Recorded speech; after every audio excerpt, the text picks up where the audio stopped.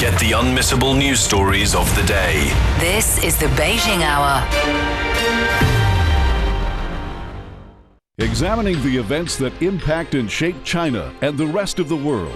This is the Beijing Hour, 1 hour of news and information brought to you every weekday. Now here's your host. Shane Bigham with you on this Friday, April 10th, 2026. You're listening to the Beijing Hour, coming to you live from the Chinese capital. On today's program, the leader of the Chinese Kuomintang Party is in Beijing. China's marking the 55th anniversary of ping-pong diplomacy that helped establish diplomatic ties with the United States. Iranian officials say they hope their delegation will be able to attend peace talks with the U.S. in Islamabad on Saturday. In business, the next Canton Fair in southern China is shaping up to be a record breaker. In sports, updating the first leg of the UEFA Conference League quarterfinals. In culture and entertainment, centuries of literary history on display in Shanghai. Now the day's top stories. General Secretary Xi Jinping of the Communist Party of China's Central Committee says the meeting between the CPC and Kuomintang leaders after 10 years is of great significance for developing relations between the two parties and across the Taiwan Strait.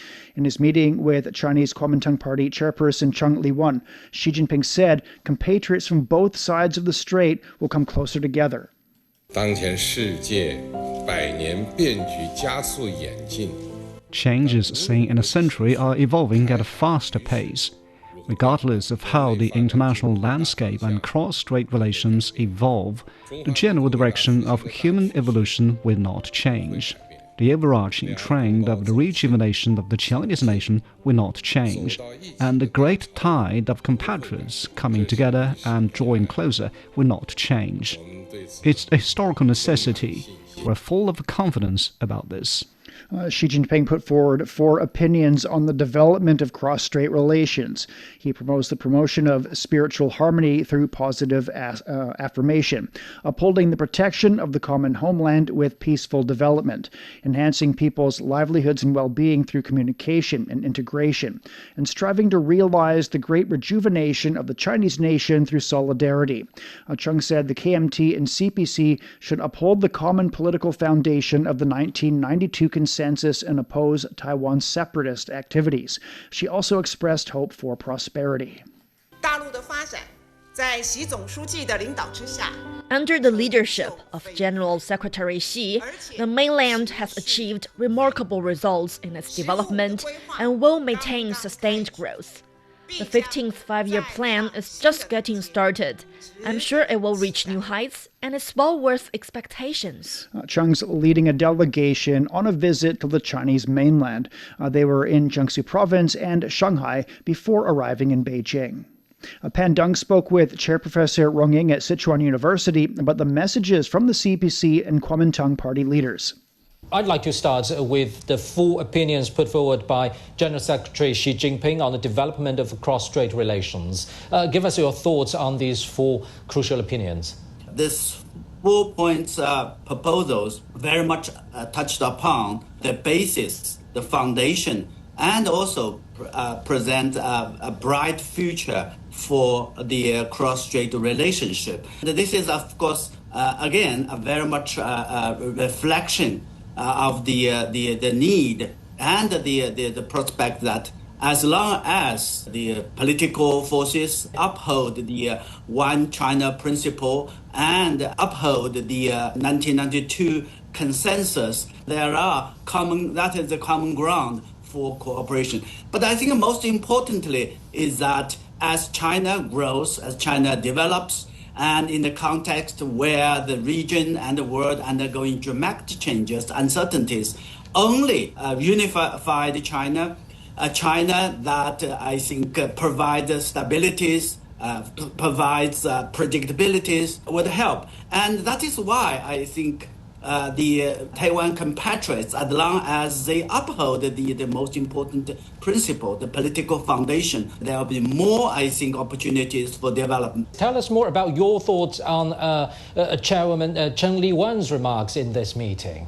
Well, Chairman Cheng Li-wen's remarks represents the right way and the right platform of a political force which has upheld the view that, position that stability and peace across Taiwan Strait, serve the fundamental interest of the people. And most importantly, I think stable relationship, peaceful development across Strait will serve the interest of the region and the world.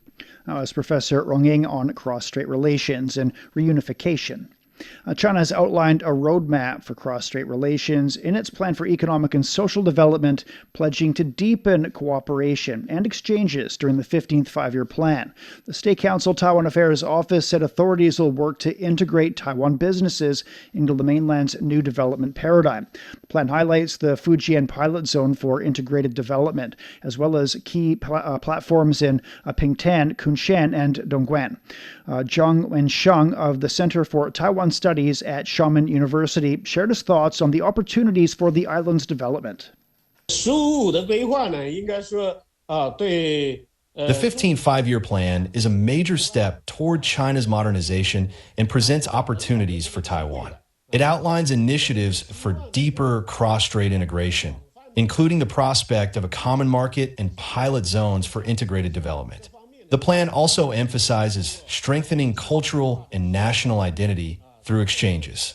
Taiwan can benefit by participating more deeply in the Chinese mainland's development, especially in areas such as the digital economy and green, high-quality growth, where it has clear advantages. The measures also include encouraging Taiwan-funded enterprises to participate in the Belt and Road Initiative. A young girl from Taiwan made a spontaneous trip 15 years ago and fell in love with the Chinese mainland. Today, she devotes herself to helping more young people from Taiwan access life opportunities. Sayun Huayong works at a culture and technology firm in Shanghai, but her journey began from Beijing, which helped her to make up her mind and stay. I was watching TV and saw a program introducing the Forbidden City and the Great Wall. I thought to myself, I've only ever seen the Forbidden City and the Great Wall in textbooks. I could actually go there and see them for myself. So right then, I bought a plane ticket and flew straight to Beijing. Just before I was about to return, I made a trip to the Forbidden City and sat in front of the Hall of Supreme Harmony. Lost in thought. I really wanted to stay longer and see more. After all, the Chinese mainland is so vast, with so many cities, and I had only been to Beijing. After about an hour of thinking, I picked up my phone, sent a message to my family, and told them I had decided to stay. The entrepreneur and her company provide full process services for people from Taiwan who want to start a business. We focus primarily on local enterprises. Why? Because now that you've come to the Chinese mainland, I want to encourage you to step out of your own circles and leave your comfort zone. Only by interacting and working together can you truly discover the beauty here. Sayun Huayong says she's driven by the sense of fulfillment she gets from helping others, and she's determined to work on cross-strait exchanges as much as she can to pass on the kindness. Coming up, marking 55 years of ping-pong diplomacy. You've been listening to programs from CGTN Radio. CGTN Radio. We invite you to visit us online for more audio, pictures, and in-depth reports. At radio.cgtn.com, you can access a wide range of programs and find your favorite news, talk, features, entertainment shows, and podcasts. Hear the difference with CGTN Radio. It's 9 minutes past the hour. Chinese President Xi Jinping has sent a congratulatory message to events marking 55 years of ping-pong diplomacy between China and the U.S. He said sports exchanges between young people from both countries are meaningful to advancing friendship. He expressed hope that people from the two sides will draw wisdom and strength from history, get to know each other through cooperation, walk together in mutual learning, and make new contributions to the stable, healthy, and sustainable development of China-U.S. China-U.S. ties. Exchanges at the Table Tennis World Championships in Japan in 1971 laid the groundwork for establishing China-U.S. diplomatic relations. It began when an American table tennis player mistakenly boarded a bus carrying the Chinese team. That led to reciprocal visits by the teams, which helped to normalize China-U.S. ties. Some members of the team attended Friday's activities in Beijing Capital Indoor Stadium, the exact venue that hosted the historic friendship match. And Xu Yewen joins us now with more details. So what could you tell us, first of all, about the event at the stadium? Yes, Shen. So the event was called Commemoration of 55th Anniversary of China-U.S. Ping-pong Diplomacy. And as you mentioned, it was held at Beijing's Capital Indoor Stadium, a venue of great historical significance. But because we know 55 years ago, it was right there that Chinese and U.S. table tennis players competed in a friendly match, a game that marked a historical turning point and paved the way for improved relations between the two countries. And at the event, I saw participants from the 1971 ping-pong diplomacy reunited, and they came together on stage, shared stories of friendship and memories from those historical moments. And back then, behind them, I saw on the screen, it displays the words, friendship first, competition second. And that was the spirit guided the 1971 exchange. And the highlight of the event, I would say, was the performance by a group of children and humanoid robots. It was very interesting. I saw the robots dancing, each holding a ping pong paddle, and walked on stage in perfect formation. And the audience just was amazed by that, and especially for foreign guests, they probably do not see that as often as we do here, and they pull out their phones and capture the moment. And finally, we know the China-U.S. Youth Sports Exchange events were officially launched at the end of the ceremony. So I think initiatives like this can play an important role in strengthening China-U.S. relations, especially through exchanges among young people, because after all, the ties between these two nations are rooted in the people, and their future will be shaped by the next generation. Oh, we hear you had the chance to speak with a key member of that 1971 U.S. table tennis team. So what can you tell us about that conversation? Yes, exactly. The person I spoke to is called Judy Horfrost. She was the youngest member of the 1971 U.S. table tennis team to China. And back then, Judy was just 15 years old.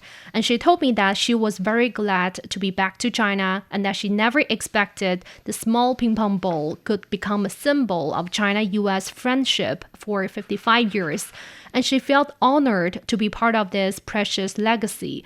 And Judy also left a message to younger generation of China and the U.S. She encourages them to communicate and learn from each other to jointly tackle some global challenges. And also she hopes that young people could carry on the spirit of ping-pong diplomacy. And speaking of China-U.S. future relationship, Judy says she hopes the two countries could adopt the spirit of friendship first, competition second in their current and future bilateral ties, and reflect on the history and create a better future together. All right, thank you very much. That's Xu Yewen reporting. And Zhang Minzhi competed in the table tennis tournament in Japan that provided the stage for ping-pong diplomacy 55 years ago. She later traveled to the United States with the Chinese table tennis team. Dan Williams has her story. The passing of time has not softened Zhang Minzhi's competitive instincts. Now in her 80s, a three-time World Table Tennis Championships gold medalist, Chung continues to practice the sport at her home in Shanghai. She has even developed a dance based around table tennis that she uses to keep fit. Chung was part of the 1971 China team that competed in Nagoya, Japan. There, she witnessed one of the most surprising chapters in diplomatic history, as US player Glenn Cowan, after missing his team bus, by chance jumped on the China team bus instead. 在这样的一个时刻，确实，我们中国队 At that moment, it was really great that Zhang Zedong of the Chinese team and Cowan had such a short but warm exchange. It was also a very miraculous thing. The moment sparked a major shift in China-US relations. Days later, in April 1971, the US team were invited to visit China, becoming the first official American delegation to set foot in China since 1949. The following year, US President Richard Nixon made an official visit to China in February 1972, before China's table tennis team then visited the US. 这次有这样的一个机遇，我觉得 I believe this opportunity would be an extremely meaningful event in my life. I was filled with eager expectation, yet at the same time, I felt a sense of uncertainty about the United States. I couldn't help wondering, how would the United States treat us? Would the American people welcome us? Was the United States really that intimidating? Such were the trivial yet lingering doubts in my mind. Those questions were quickly answered. The tour included stops in Detroit, Los Angeles, and Washington, D.C. The players were also invited to the White House and a reception with US President Nixon. 我印象很深，对吧？尼克松总统 I have a deep impression of a speech President Nixon gave. He said, in sports competitions, there are always winners and losers. In reality, our greatest victory is the friendship between the peoples of our two countries, the American people and the Chinese people. Zheng still has a camera that was given to the China players as a gift when they arrived in the US. 这个在当时来讲，美国 Back then, these were among the most advanced items in the US. We were overjoyed to receive them. They told us, use these cameras to take photos of American scenery and the friendship of the American people toward the Chinese people. I have kept this camera to this day. Can you imagine? It's been more than 50 years. There are numerous ping-pong diplomacy displays and artifacts at the World Table Tennis Museum in Shanghai. There, at a practice area, Zheng also had a chance to pass on her knowledge and skill to students. She believes there are still some lessons that can be learned from the events of ping-pong diplomacy. That was Dan Williams reporting. The National Committee on U.S.-China Relations co-hosted Chinese table tennis players who visited the United States in 1972. This round of ping-pong diplomacy follows the U.S. team's visit in China the previous year. Committee President Stephen Orlin shared how the exchanges have warmed relations.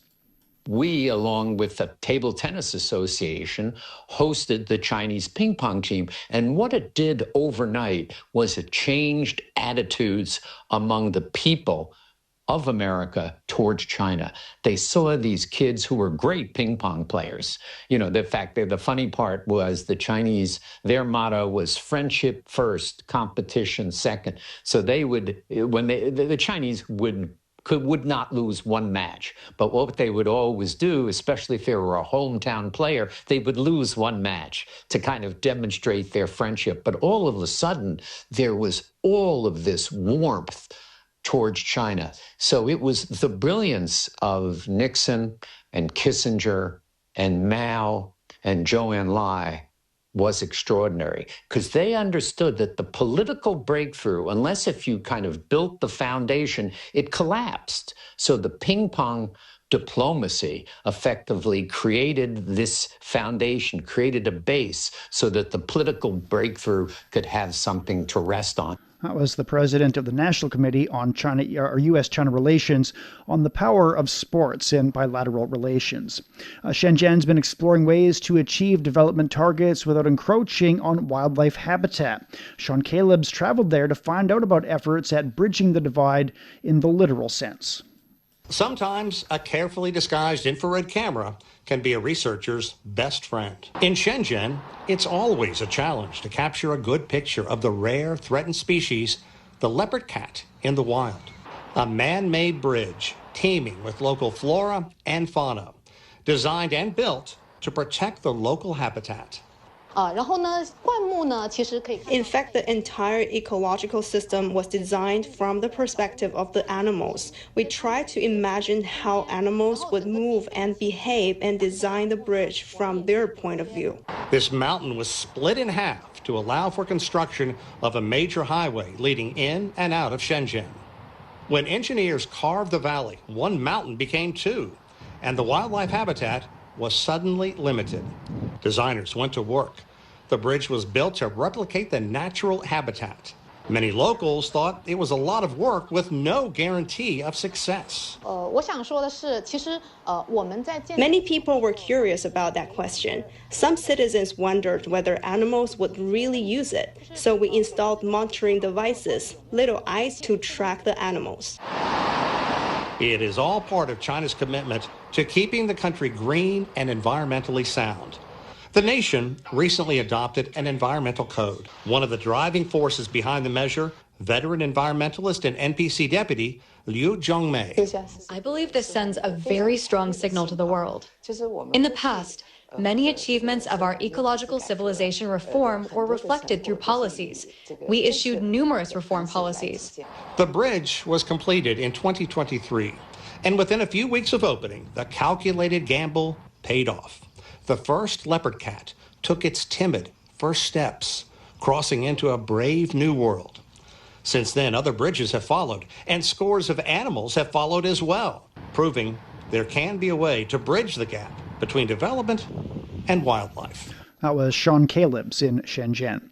Coming up, Iran hopes its delegation will meet with U.S. reps for peace talks on Saturday. Discover the realities and responses to our changing climate with Climate Watch. Uncover critical issues such as the Masai Mara's disrupted wildebeest migration and the drop in the Panama Canal's water levels. Delve into solutions for a sustainable future.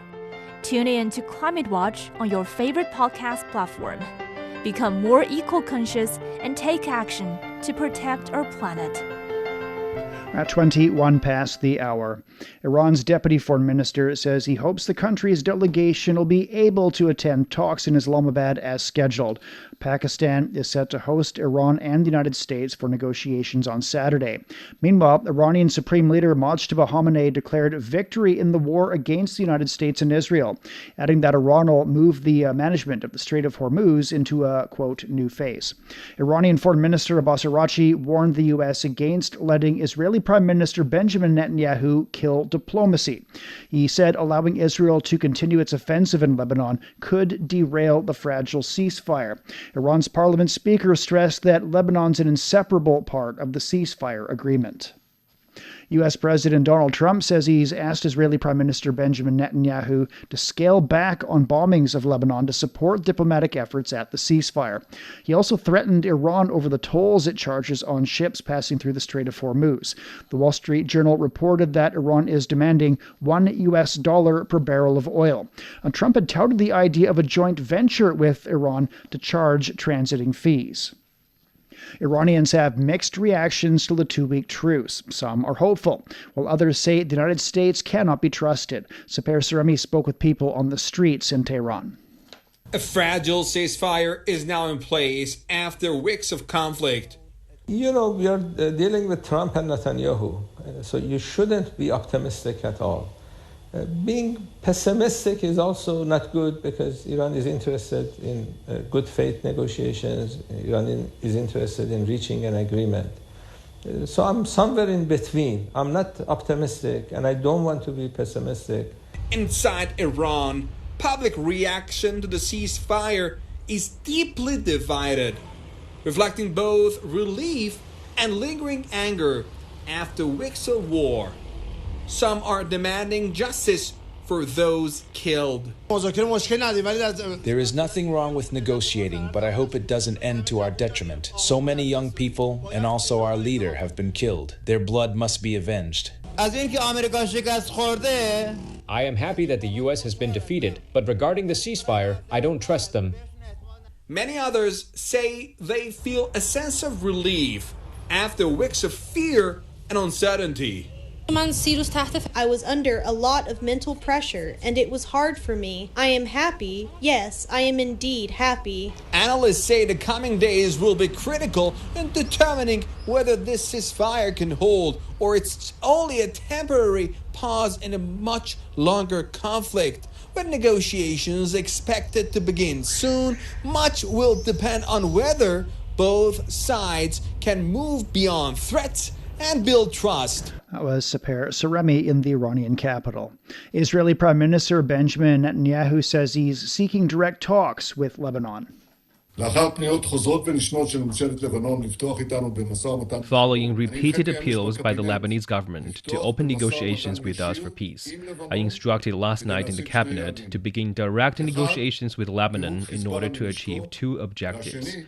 One, to disarm Hezbollah, and the second, a historic, sustainable peace agreement between Israel and Lebanon. This came a day after Israel launched deadly strikes. Netanyahu also said there'll be no ceasefire in Lebanon, and Israel will continue strikes on Hezbollah until security is restored in the north.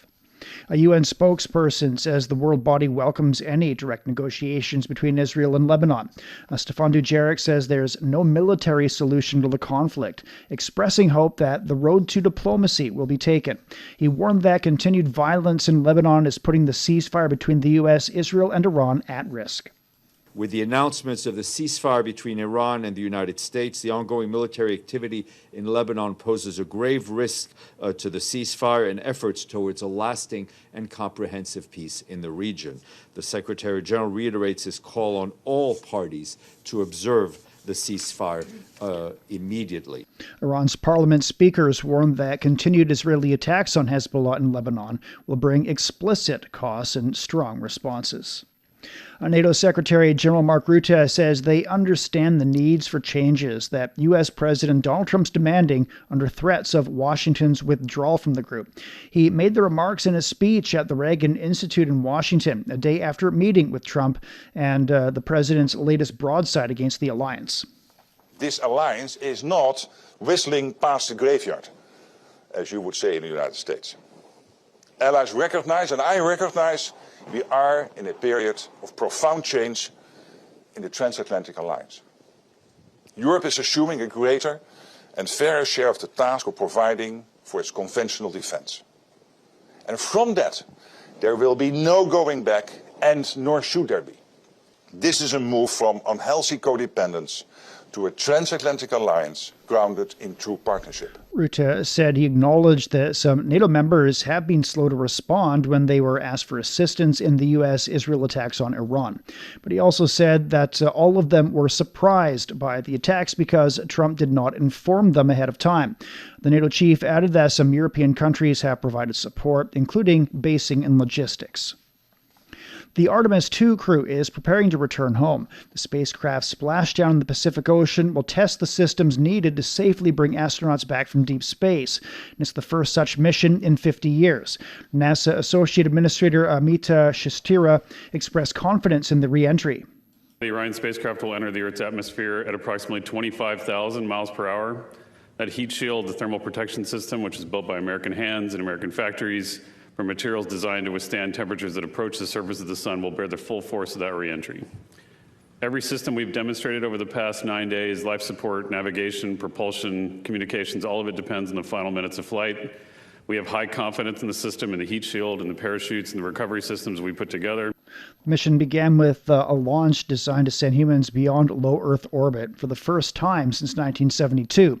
It carried 4 astronauts aboard the Orion capsule on a journey of over 390,000 kilometers towards the moon. At its farthest point, the capsule traveled 8,000 kilometers beyond the far side of the moon. This was farther than Apollo 13 in 1970, setting a new record for human spaceflight distance. NASA will launch Artemis III next year, seeing astronauts practice docking their capsule with a lunar lander or 2 in orbit around the Earth. China plans to launch its Chang'e 7 lunar probe in the second half of the year. The China Manned Space Agency says the probe is now at the launch site in Hainan province. The probe will undergo pre-launch testing. Russia has held the country's first space forum in Moscow, focusing on the strategic development of the space industry. It brought together representatives of government agencies, the space industry, and business. The event showcased the achievements of space industries in Russia and other countries. At 29 past the hour, Beijing down to 9 degrees this evening. It'll be sunny and 23 on Saturday. Shanghai will be overcast and 14, then a light rainfall and 19. Chongqing's down to 19 degrees, moderate rain this evening, a light rain and 24 tomorrow. Nanchang will see moderate rainfall overnight, 22 degrees, a rainstorm and 24 tomorrow. Lhasa will be cloudy tonight and tomorrow, a low of +5 and a high of 16 degrees. Elsewhere in Asia, Islamabad's overcast and down to 15, then a light rainfall and a high of 25. Vientiane's down to 24, then sunshine and 39 degrees. It's time for a short break. So far this hour, the leader of the Chinese Kuomintang Party is in Beijing. China's marking the 55th anniversary of ping-pong diplomacy that helped establish diplomatic ties with the United States. And running officials say they hope their delegation will be able to attend peace talks with the U.S. in Islamabad on Saturday. Shane Bigham with you. Stay with us here on the Beijing Hour. Shh, listen up. Can you hear the heartbeat of our world? It's vibrant and pulsating with the essence of life itself. From the stem of trees to the gurgle of rivers. From the silent strength of mountains to the icy whispers of glaciers. Even the solid ground beneath our feet. And right there, in the midst of all, beats the heart of humanity. What if those other heartbeats were to stop? Would ours keep on ticking? Ever wondered what's actually going on in Africa through the perspective of an African? How are things really going between China and Africa? What's the narrative of this relationship? Well, get a perspective with China-Africa Talk. Hear from African diplomats, entrepreneurs, academics, Chinese natives, and more.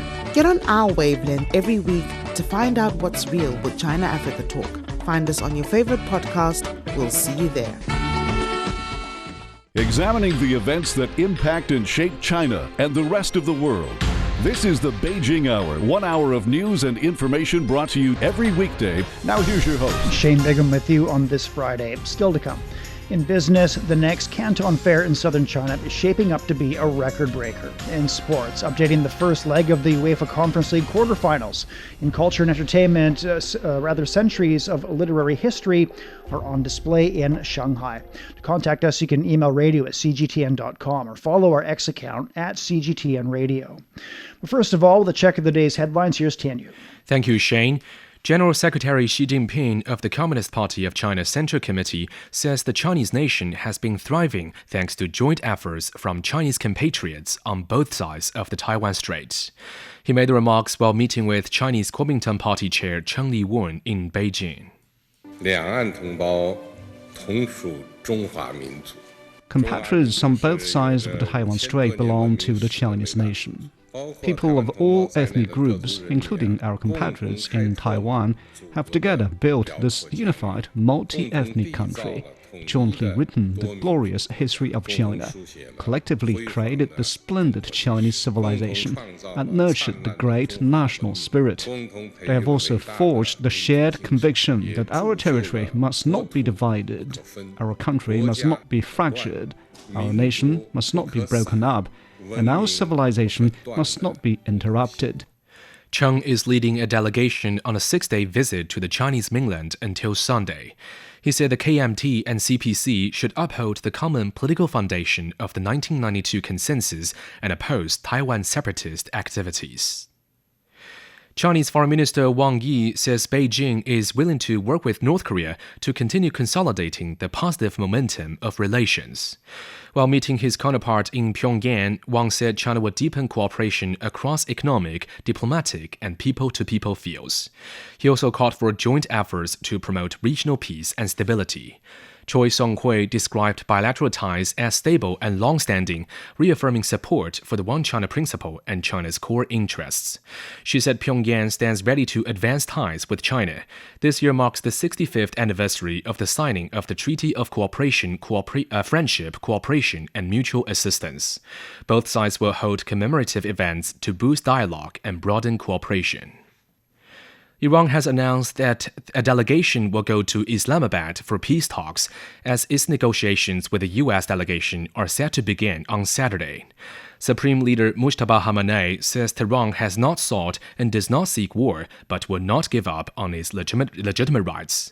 He says Iran will move the management of the Strait of Hormuz into a new phase. Foreign Minister Abbas Araghchi has warned the U.S. against letting the Israeli Prime Minister kill diplomacy. Araghchi has discussed the ceasefire with his counterparts from Russia, France, Spain, and Germany. He said there will be safe passage through the Strait of Hormuz if the U.S. adheres to its commitments. The international community has welcomed the ceasefire between Washington and Iran. China called on all parties to resolve disputes through political and diplomatic approaches, exercise calm and restraint, and work to de-escalate the situation. Maritime data shows that the ceasefire between the U.S. and Iran has not led to a resumption of normal commercial shipping through the Strait of Hormuz. London-based analytics firm Windward said vessel traffic through the strait remains low and tightly controlled, with no meaningful increase in activity. It only tracked 5 bulk carriers on Wednesday, all transiting via a corridor controlled by Iran's Islamic Revolutionary Guard Corps, rather than standard commercial routes. NATO chief Mark Rutte has told European governments that U.S. President Donald Trump wants commitments within days to help secure the Strait of Hormuz. Rutte met with Trump in the White House, where Trump expressed his disappointment with NATO allies. Several European diplomats described Trump's demand as essentially an ultimatum. A senior White House official said Trump has discussed with advisors the option of removing some U.S. troops from Europe. And finally, Cuban President Miguel Diaz-Canel says he will not step down. He says he became president neither out of a personal ambition nor a corporate ambition or even a party ambition, but because of a mandate by the people. The remarks came as tensions between Cuba and the U.S. remain high, though the two sides have acknowledged talks. Diaz-Canel accused the U.S. government of implementing what he called a hostile policy against Cuba. The president added that Cuba is interested in engaging in dialogue and discussing any topic without conditions. All right, thank you very much. That's Tianyu with headlines. Coming up in business, the next Canton Fair in southern China is shaping up to be a record breaker. The Beijing Hour, your window on China and the rest of the world. 37 past the hour. Stock markets on the Chinese mainland closed higher on Friday. The Shanghai Composite was up nearly 0.5%. The Shenzhen Component gained over 2.2%. A battery and security shares were among the top gainers. Timothy Pope has more. The Shanghai Composite Index trajectory.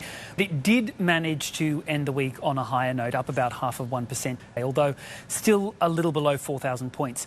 The Middle East ceasefire has obviously been a factor in lifting global markets since the middle of the week.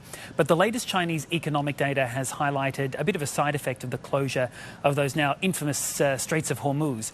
That shipping blockage has really raised the costs for Chinese factories and has landed China with the first month of rising producer prices in more than 3 years. Now, we should be a little bit careful before we celebrate that, because inflation-driven price growth isn't really what the government wanted. It wants demand-driven growth. But industrial deflation had been looking really rusted on to the Chinese economy, and this sign that it isn't prompted investors to buy stocks again. Brokerages were a very popular choice, as were insurance stocks. We saw CITIC Securities, one of the top contributors to gains on the Shanghai Composite, as was China Life Insurance. Tech stocks were also doing pretty well thanks to some renewed buying on semiconductor shares, and that was also reflected in a very strong performance for the small cap Chinext board down in Shenzhen, which added 3.8%. In Hong Kong, the Hang Seng Index increased more than 0.5%. Japan's Nikkei climbed over 1.8%. This year's China Import and Export Fair, or Canton Fair, will break records with 179 specialized exhibition areas, including 9 new zones for smart wearables, consumer drones, and other emerging sectors. The 139th edition of the fair will run from April 15th to May 5th in Guangzhou. Wang Zhihua with the Commerce Ministry says preparations are nearly complete, emphasizing the fair's expanded scope and technological edge. This year's edition will not only break records in scale, but also showcase China's push into emerging industries and digital innovation. The number of high-quality enterprises that use specialized and sophisticated technologies to produce novel and unique products and that feature single product champions will exceed 11,000. Among these enterprises, 61% have applied new technologies and models, such as the industrial internet, artificial intelligence, and green and low-carbon technologies in their production or services. The event will set records in exhibition area, booth numbers, and participating firms. The fair features nearly 76,000 booths and hosts more than 32,000 companies. Established in 1957, the Canton Fair is China's longest-running trade event and a barometer of the country's foreign trade. A senior official says the Inner Mongolia Free Trade Zone will capitalize on its role as a key gateway for China's opening up to the north. Assistant Commerce Minister Yuan Xiaoming says the new pilot free trade zone is designed to develop into a high-standard zone characterized by streamlined investment and trade, a robust innovation ecosystem, and dynamic international exchanges. On Thursday, the State Council unveiled the master plan for a new pilot free trade zone in Inner Mongolia, bringing the total number of such zones in the country to 23. Since 2013, when China established the first pilot free trade zone in Shanghai, these zones have driven significant institutional innovation, helping to optimize the country's business environment. China's consumer price index rose 1% on a yearly basis in March. The core CPI, which excludes food and energy prices, increased by 1.1%. Food prices saw a modest increase of 0.3%. Non-food prices climbed 1.2%. Consumer goods rose 1.3%, while services prices gained 0.8%. On a monthly basis, the CPI fell 0.7% last month. Food prices dropped 2.7% and non-food prices decreased 0.2%. Consumer goods prices went down 0.3%. Services prices fell 1.1%. Meanwhile, the country's producer price index returned to yearly growth in March, ending a 41-month streak of declines. The PPI rose by 0.5%, reversing from a 0.9% drop in February. The National Bureau of Statistics attributed the turnaround mainly to overseas inflationary pressures and improved supply-demand dynamics in some domestic industries. And for more on the latest CPI, Vivian Nunes spoke with Shi Jiao, associate professor with Peking University's HSBC Business School. China's consumer inflation remained modest in March. That was despite the surging oil prices linked to the Middle East conflict. What's your analysis of the latest CPI figure? Well, as you said, CPI inflation remained modest in March. The oil price shock is a global one. It drives up gasoline price for consumers, but in China, most significantly, it pushes up production cost. The transmission from production cost to consumer prices will likely take a longer time because consumer prices tends to be more sluggish. Thus, I expect CPI inflation to pick up a bit in the following month, which I think is actually a good thing because China's current big economic challenge is insufficient domestic demand. A mild inflation actually lowers the real interest rate, and that will encourage households to spend more. Meanwhile, the producer price index, which tracks inflation at the wholesale level, climbed 0.5% from a year ago. Now, that marked its first positive reading in nearly 4 years. What has driven the PPI back to growth? Well, a core reason for PPI inflation finally turning positive is the oil price shock. But I should also add that for both actually PPI and CPI, while increasing oil price certainly played a big role in March, they have actually started picking up by the end of the last year already. So beneath oil prices, I think there's some economic momentum there that suggests that there is a recovery underway. And service consumption is becoming an increasingly important part of China's domestic economy. It's something we talk about here on the program a lot. How do you see its role as a growth driver? Well, my personal view is that service will be a core driver of growth in the near future, in fact, because as income increases, people naturally will prioritize experience over material possession. As of now, service is only about 45% of Chinese consumption. And this number in developed countries, averages about 60%, whereas in the US, it's about 70%. So there's massive room to grow. In the past several years, in fact, service retail has grew faster here in China than product retail.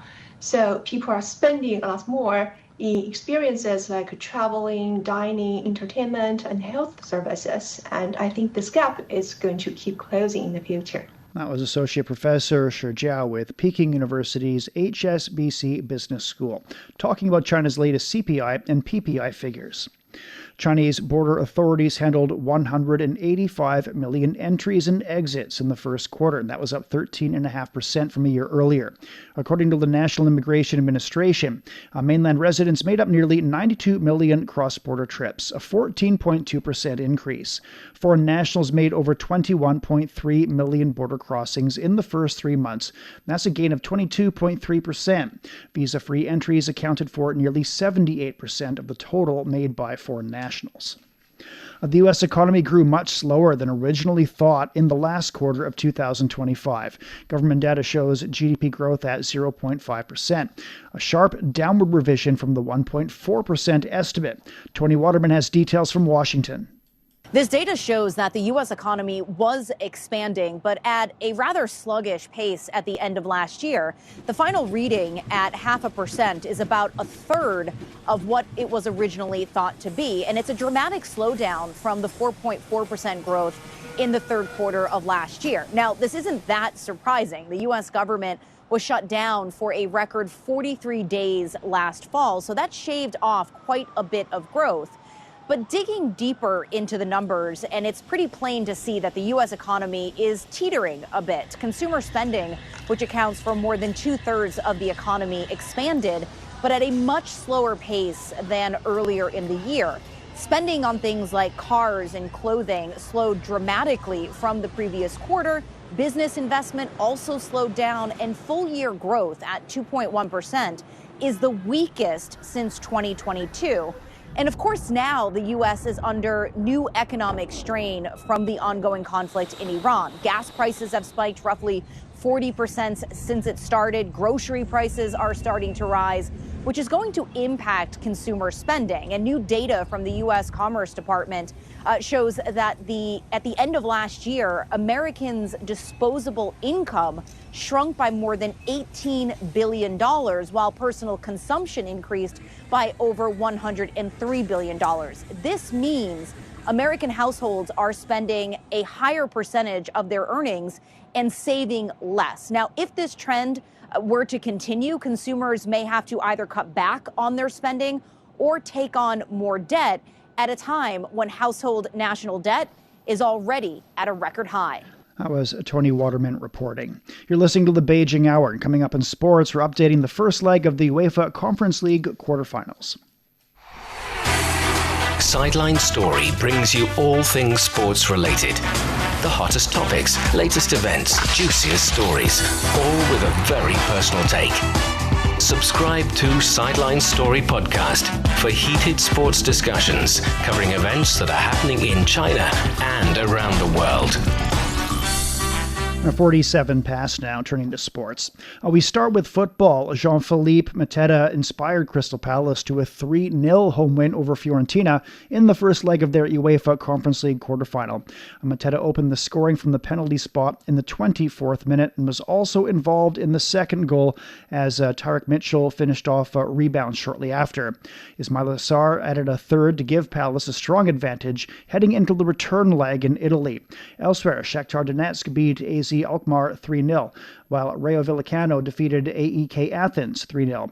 Mainz won 2-0 against Strasbourg to stay unbeaten at home in the competition. Chinese Football Associations confirmed that 3 referees have been appointed to officiate the upcoming FIFA World Cup. The tournament will run from June 11th to July 19th across the United States, Canada, and Mexico, with 52 referees, 88 assistant referees, and 30 video match officials. Ma Ning will serve as a referee, Fu Ming as a video assistant referee, and Zhou Fei as an assistant referee. It'll be Ma's second World Cup appearance, making him the first Chinese referee to work 2 editions, and Fu and Zhou are participating for the first time.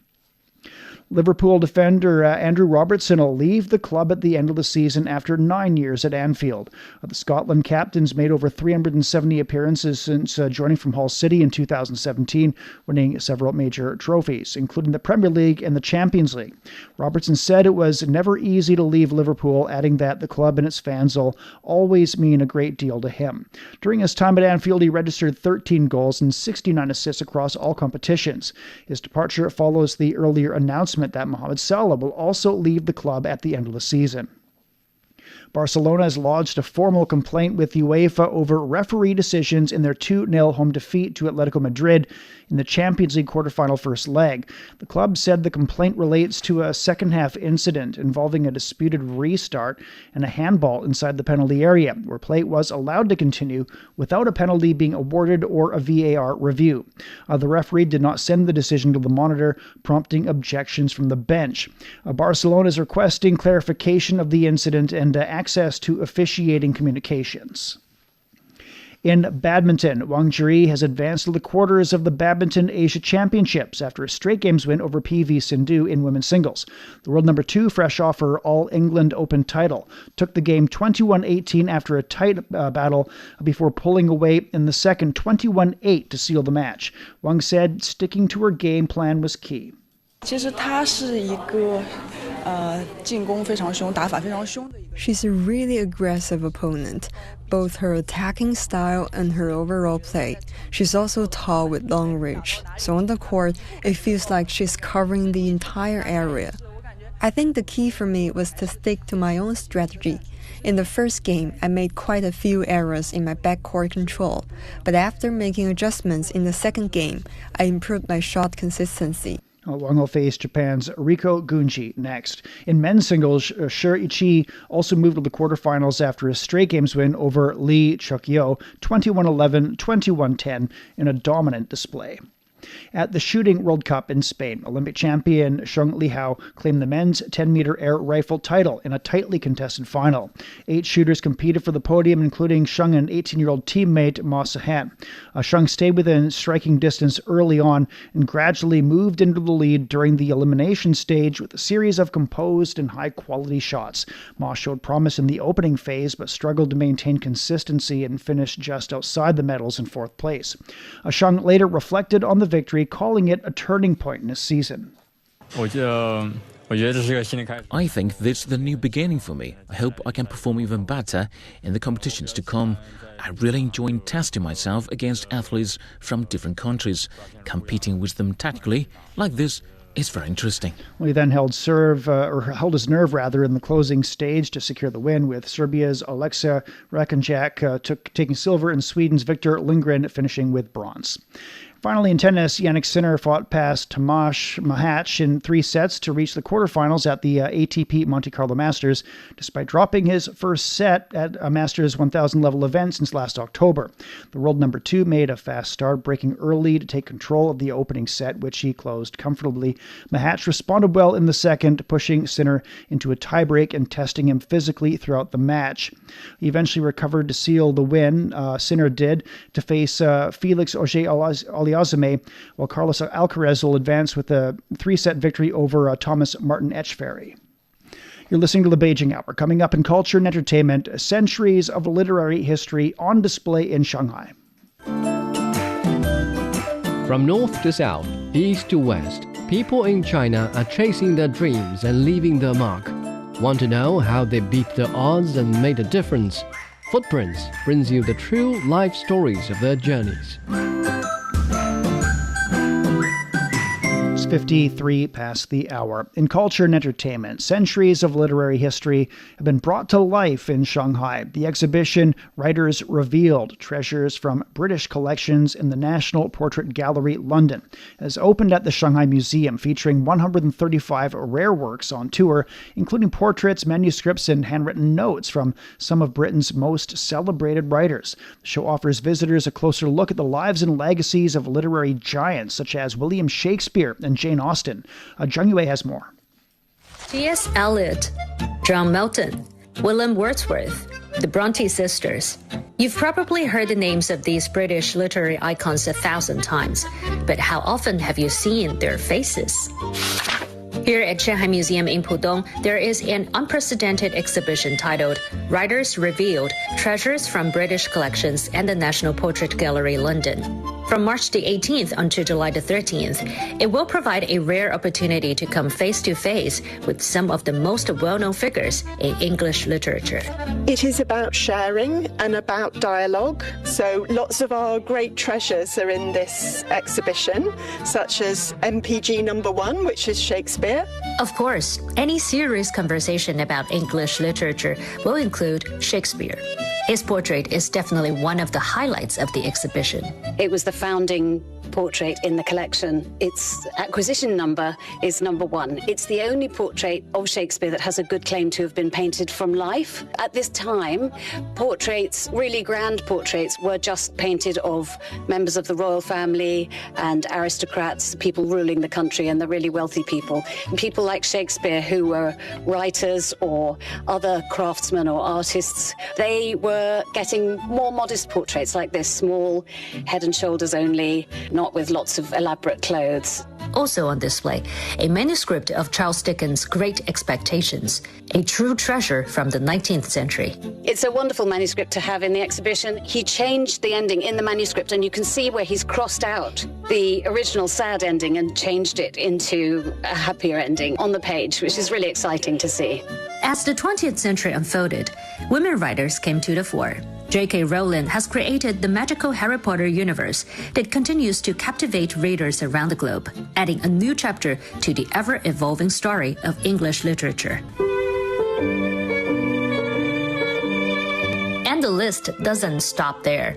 Jane Austen, Arthur Conan Doyle, Beatrix Potter, Thomas More. Some of the brightest names in English literary history also take their place in this remarkable collection.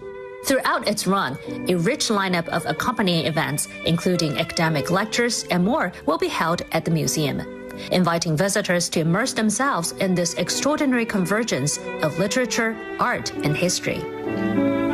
That was Zheng Yue reporting from Shanghai. Around 100 Chinese and American students have taken part in a youth technology exchange program in Beijing, exploring how virtual reality and digital tools can enhance cultural understanding. Under the theme Tech for Culture, Youth Together, participants visited the China Science and Technology Museum and a digital experience hall showcasing Chinese civilization through immersive technologies. Many students said the experience offered a fresh look at Chinese culture and made traditional elements feel more interactive and engaging. I like China. It's like really good. The culture here is like really different from back home, which is something I really enjoy, like the difference between, the cultures. I love ancient culture, definitely. After seeing everything of what I've seen, people should come out and see it for themselves. Actually, I didn't really know you guys were really deep into robots and stuff like that and advanced technology, but it's really cool out here. It's different from where I'm from and stuff like that. So yeah, it was just very different. It's very cool. It's just very cool to see. Well, the program brings together students from both countries to explore culture through emerging technology. We're at 57 past the hour. Beijing down to 9 degrees this evening. Saturday sunny and 23. Shanghai will be overcast and down to 14. A light rain develops tomorrow. The high is 19. Chongqing will see moderate rainfall overnight. It's down to 19. And then a light rain and 24. Nanchang's getting some rain this evening, 22. Rainstorms and 24 for Saturday. Lhasa will be cloudy tonight and tomorrow. A low 5, a high of 16. And that's it for this edition of the Beijing Hour. Making news today, the leader of the Chinese Kuomintang Party is in Beijing. And China's marking the 55th anniversary of ping-pong diplomacy that helped establish diplomatic ties with the U.S. On behalf of the staff, this is Shane Bigham in the Chinese capital, hoping you'll join us for the next edition of the Beijing Hour and open a window to the world together. Find the Beijing Hour at precisely 6 p.m. Beijing time. We meet you on podcast and on air every weekday. The Beijing Hour, your window on China and the rest of the world. He can't live without the Yellow River in his eyes. The Yellow River is so noble and elegant. Both my grandpa and dad made a living from the river. Would you like to move away from the Yellow River? I don't think I will. I love it so much. The Yellow River, the second longest river in China, is regarded as a shaping force in the history, economy and culture of northern China.